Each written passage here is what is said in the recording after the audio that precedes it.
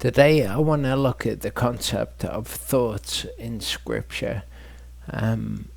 Really in Scripture it doesn't talk about one's thoughts in the way that we would think of it, or there's not a Hebrew word for that. There is an Aramaic word used in the 6 chapters of Daniel which are written in Aramaic, which is kind of close to the English idea, but we just read in English translations thoughts, the thoughts of one's heart, for example. But Scripture, or Hebrew, is more specific than that, and it tells you a lot about the particular thoughts, and it's good when we're trying to understand ourselves and understand who Yehovah is. It's good to understand precisely what is being said. If you've got a wider vocabulary, you can be more precise about the things that you say. You can speak generally about things, and you can speak of having thoughts about something. But if you've got words that narrow down those thoughts more, then that is better. In Job 20 verse 2, it says, "Truly my se'epah" is how that is written in Hebrew. "Make me respond, even because of my haste within me." You can see the word there at the top. The first letter, the Samek, reading right to left, has that vowel underneath it that looks like a colon. That's a Shabbat vowel. You just move from one consonant to the next. I write it as an apostrophe, so it's S, and then the next letter is an ayin, and that dot is a chirik vowel, which makes an I sound. Then you've got the pei after that, and that has the A sound, and then you can see the hey at the end. So putting it all together, it's se'epah. So Job speaks of his se'epah, and here we can see it means, it used to mean ambivalence, division, divided opinion. If you look at the definitions at the bottom, you can see divided in mind, or having an opinion on something, being divided in your opinion. In 1 Kings 18:21, it says, "Eliyahu came to all the people and said, 'How long would you keep hopping between the se'epah?'" Two opinions it's rendered as, which is fine. It gets across the idea. But if we understand that what is actually being said is that they have se'epah, which is a divided opinion. If Yehovah is Elohim, follow him. If Baal, follow him. Another word is the word re'ah. Doesn't really mean the same that we would think of as a thought. It's kind of your purposes, your aims. You can see in the definitions there at the bottom, it says an association of ideas. So it's kind of like the net outcome of all of your thoughts. It's not a particular thought over another thought. It is your thinking on an issue. So in Psalm 139 it says, "O Yehovah, you have searched me and know me. You know my sitting down and my rising up. You understand my Re'ah from afar, kind of saying, you know what I'm about. You sift my path and my lying down, and know well all my ways. For there is not a word on my tongue, but see, O Yehovah, you know it all. So the psalmist here is saying, look, I'm not even articulating ideas, and you already know the things that you already know what I'm about.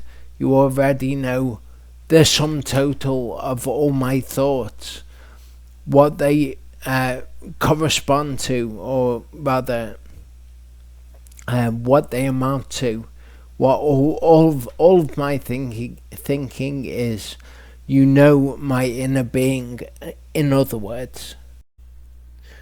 So from just this alone, you can see the benefit of having the actual word. The word thought really doesn't get across what is being said here.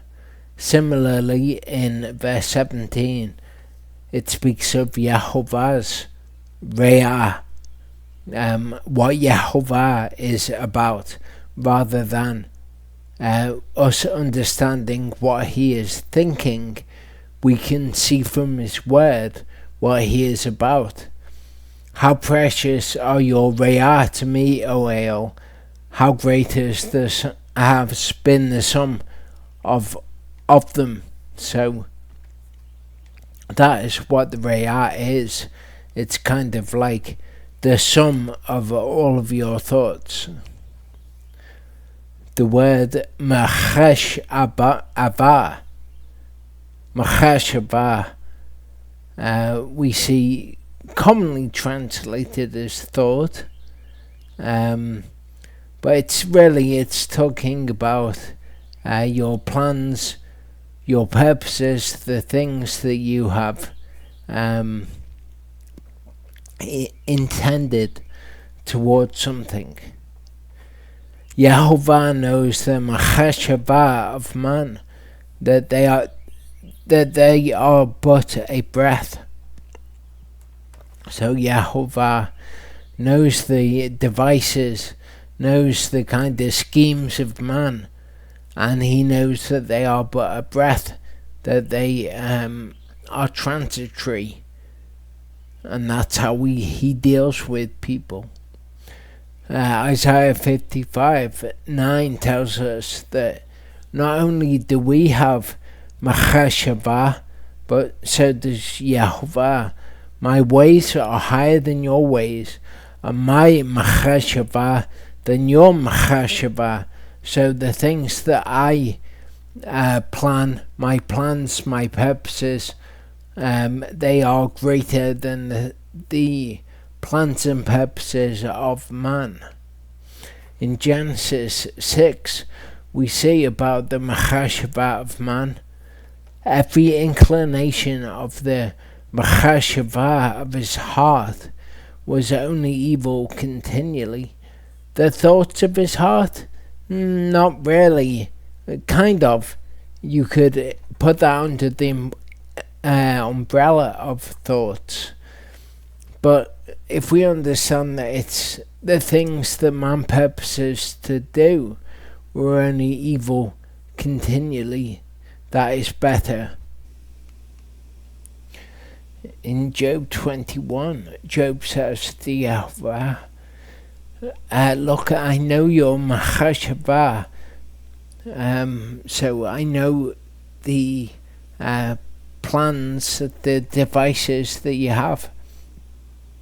And then he uses this word, mizemah, with which you would wrong me. And it's interesting because he's saying to Yehovah, I know your machashava, I know basically what you intend towards me.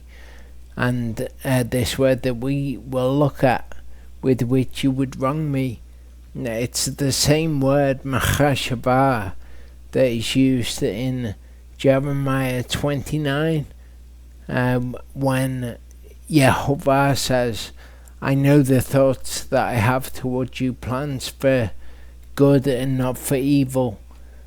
But Job gets the wrong end of the stick because of his affliction, and he says, I know your Machashaba and the Mizamah which are to wrong me. The word Mizamah means similarly a purpose or a device. More specifically though, it's talking about, as it says here, plot, discretion, kind of the way that you would have things to go against me. It's from the root word that you can see here, Zimor, or actually Zimor and Mizamah are both from the verb root Zamam. But Zimah is a related word. Remember, we're looking at Mizamah.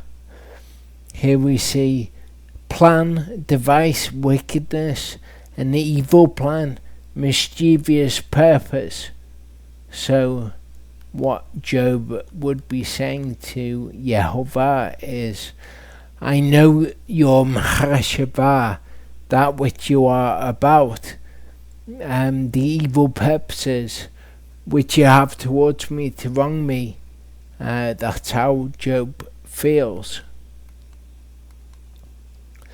Job 17:11 says, my days have passed by, my Zimah have been broken off, the thoughts of my heart. This is interesting. Job uses the related word here, Zimah. He says that Yehovah's Zimah are towards him to do him wrong. He says that his own Zimah have been broken off because of this affliction. The thoughts of my heart. We read in the English, the thoughts of my heart, but we can see here that the Hebrew word for thoughts is different to what we saw before for the thoughts of my heart. And the Hebrew word here is morash, which we can see is a possession. You might be familiar with the word morashah, which is kind of like an inheritance, the passing on of your possessions. So what Job would be saying here is, my plans, my Zimah, have been broken off. The possessions of my heart, those things that my heart possesses, they have been broken off. Not so much the thoughts of his heart as those things which come from within him, his plans. They are the possessions of his heart.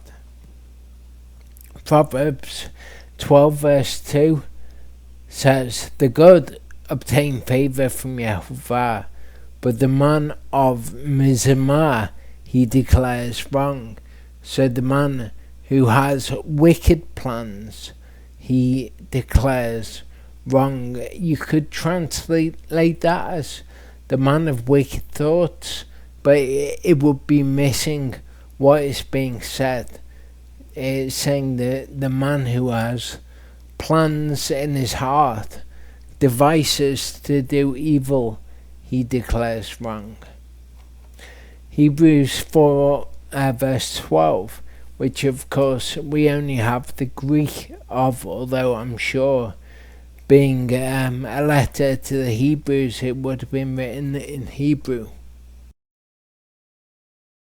It says, the word of Elohim is living and working, and sharper than any two-edged sword, cutting through to the dividing of soul and spirit, would be a better translation there, and of joints and marrow, and able to judge the enthumesis and intentions of the heart.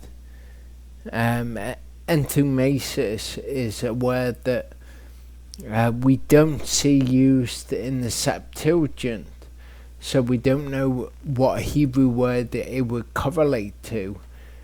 Greek is kind of a point in history where men were becoming more cerebral and were valuing thinking about things more, so the Greek words may more accurately reflect what we think of as thoughts, but as to what word was originally used, we just don't know. Here we see it described as a thinking or a consideration or thoughts. So again, closer to what we might think of in English as a thought. Interestingly, we see this used when Yeshua knew the entumesis. Why do you think wicked thoughts in your heart? In Hebrew Matthew, the word is machashava. So if that is correct, it would be saying Yeshua knew what they were about. It's not saying Yeshua, the man, could read people's minds, that he knew people's thoughts. He is the Word made flesh. So the Word, as we saw, is able to judge the thoughts and intentions of the heart. And he says, why do you think wicked thoughts? There's no word for thoughts. Basically, he says, why is your thinking evil? Okay, this word, dialogamos, if you think of it as your inner monologue, really the thought that's been captured is a man having a dialogue with himself. The thinking of a man deliberating with himself, a thought or inward reasoning. So here we see the word used in Luke 6:8. He knew their thoughts. You might get misled just reading the English, but what this is really saying is he knew their inward reasoning. He knew kind of the two positions that they might hold on something. He knew how they were reasoning about this. Luke 9:7 says, Yeshua perceived the dialogamos of their heart. Again, not that he's a mind reader, he just knows the internal dialogue that men have. This word, noema, is a word that we don't see used at all in the Septuagint, and I think that is because this concept really is not a Hebrew concept. The Hebrew concept of thoughts, as we've seen, is more precise in describing what sort of thoughts they are. This is kind of talking generally of your mind, of your process of thinking or process of thinking, a perception, a purpose, or by implication, the intellect itself, disposition itself, device, mind, thought. That is your noema.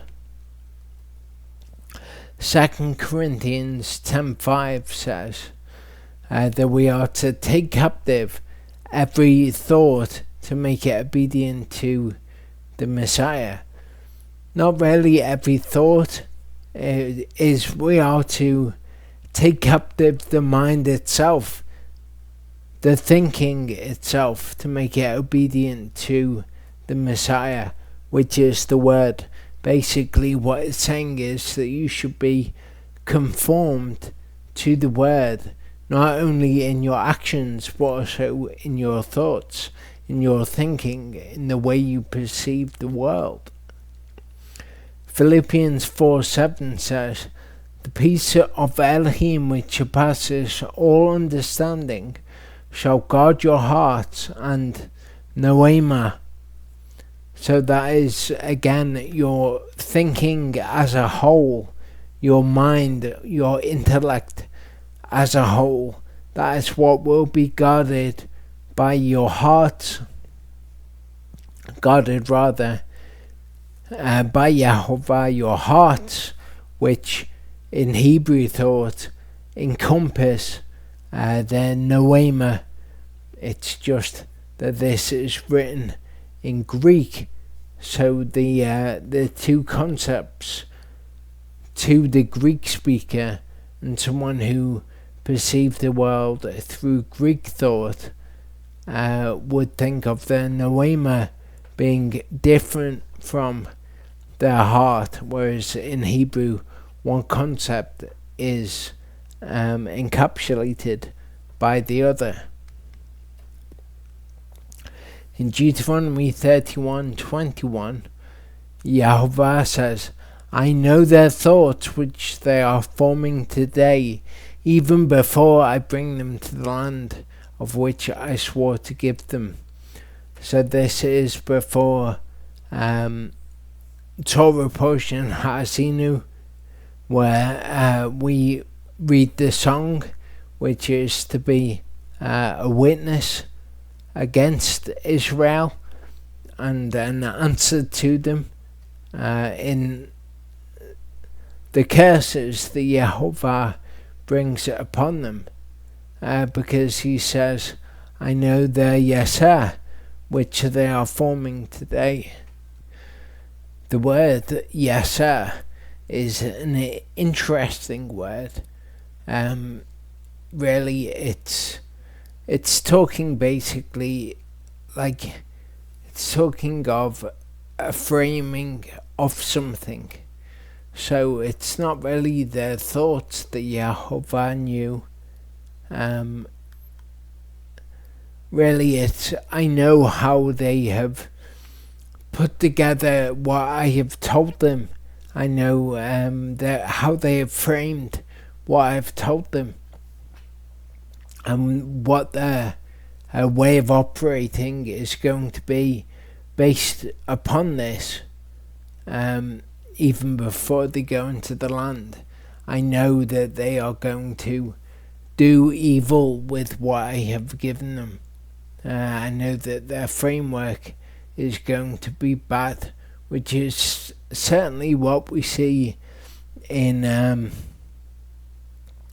modern Christianity. Their framework, that is what they've done with the word of Yahovah, how they conceptualize it and contextualize their own lives within it, kind of how they think everything works, the framework within which they operate is not as Yahovah has explained to us how he would like it done through his word. They've come up with a new system, a new religion, a new yaseh, a new framework. So it's not really a new thought. It's much broader than that, and we can see how man's framework can be evil. If we look back at the verse we looked at before, where it says, "The inclination of the thoughts of his heart was only evil continually." Not really what it is saying. It says the yaseh of the machashava of his heart, was only evil continually. So if the Mahashava is kind of what the person is about, and the Yasa is the framework of what man was about was only evil continually, would be a broader way to understand what Yehovah is telling us. That is the situation that he was faced with on the earth, kind of man's thinking, the way that man went about things, what man was about was only evil continually. Psalm 103 verse 14 says, he knows how we are made. Really what this means is he knows our form.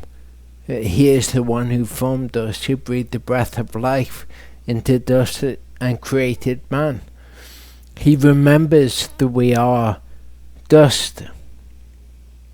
So we can see that here the English translation is what is implied by the Hebrew, but it's not exact rather. He knows how we are made. He knows our yasa. He knows our form. He knows our framework. I think what I would take from this video is that, well, first of all, that English really doesn't capture all of what is being said, but I would take from this that what Yehovah wants from you is not that your atomized thoughts, your individual thoughts, are in line with his word, although that surely can't hurt, but he wants your entire mind, your entire being to be in line with his word. It kind of correlates with the ideas of faith and of being a living sacrifice, of being that olah that is offered before him. It's a holistic thing. It's not, will I sin in this situation? As we've said before, the idea is much more, is it sin? I think if we understand what thoughts are in the scriptures, then we can understand the thought behind when John says, he who is born of Elohim cannot sin, because their entire thought, their intellectual framework, everything is in line with who he is. So such a person who's given himself completely, is entirely submitted, if you like, but more that they've been changed by the word, that the person that they are is just different. If that has happened for you, then you cannot break the word of Elohim, because it's just not who you are. It's not even a desire to do that anymore. You can be tempted, certainly, but it's not a desire of yours to be kind of oppositional to the things of Yehovah, the things of the word. Yehovah willing, I'll see you next week.